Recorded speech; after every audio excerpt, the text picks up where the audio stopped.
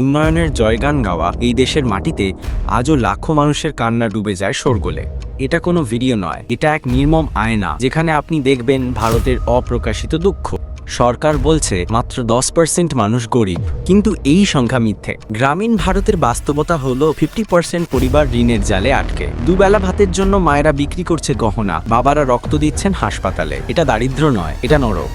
একজন আম্বানির একদিনের আয় একজন দিনমজুরের 150 বছরের আয়ের সমান। শীর্ষ 1% ভারতীয়ের সম্পদ নিচের 50% মানুষের সম্পদের 13 গুণ। এখানে উন্নয়ন শুধু ধনীদের জন্য, গরিবরা শুধু জন্মায়, ক্ষুধায় মরে। বেকারত্ব ডিগ্রি ইকুয়ালস কাগজের টুকরো।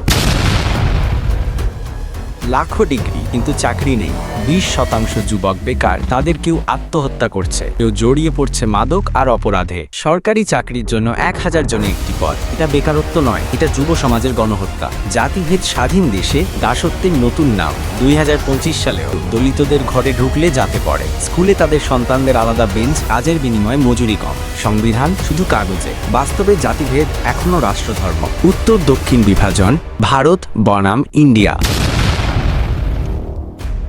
দক্ষিণের রাজ্যগুলির জিডিপি 40%-এর বেশি। তামিলনাড়ু বা কর্ণাটকের গ্রামেও আপনি পাবেন বিশ্বস্তরের হাসপাতাল। অথচ উত্তরপ্রদেশ, বিহারে 25% শিশু অপুষ্টিতে ভোগে। দক্ষিণে 80%-এর বেশি, উত্তরে 60%। এটা উন্নয়ন নয়, এটা রাষ্ট্রীয় বৈষম্য। কেন্দ্রীয় বাজেটের 70% যায় দক্ষিণের ইনফ্রাস্ট্রাকচারে। উত্তর পায় শুধু জোট সরকারের ভোটের লালসা। শিক্ষা, স্বাস্থ্য সবেতেই উত্তর পিছিয়ে। এটা বিভাজন নয়, একপাক্ষিক শোষণ।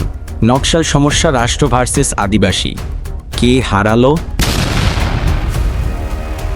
ছত্তিশগড়, ঝাড়খণ্ডের জঙ্গলে যুদ্ধ চলছে 50 বছর ধরে। নকশালরা সরকারকে শত্রু বলে, সরকার তাদের সন্ত্রাসী, কিন্তু মাঝখানে পড়ে আদিবাসীদের লাশ। 2023 সালে 150 জনের বেশি নিরীহ মানুষের মৃত্যু।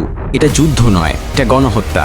নকশাল অধ্যুষিত এলাকায় স্কুল নেই, হাসপাতাল নেই, আছে শুধু AR-15 রাইফেল আর নেশার ব্যবসা। সরকারি পরিকল্পনা অপারেশন গ্রিন হান্ট, যার ফলাফল 3000-এর বেশি বেসামরিক নিহত। NHRC report. এখানে মানুষ শুধু জন্মায় আর মরে। উত্তর দক্ষিণের বিভাজন, নকশালদের যুদ্ধ। এই সমস্যার শেষ কোথায়? উত্তর হলো কখনোই না। এই দেশ শাসিত হয় টাকার লোভে আর রাজনীতির খেলায়। ভিডিওটি শেয়ার করুন, জাগুন, প্রতিবাদ করুন।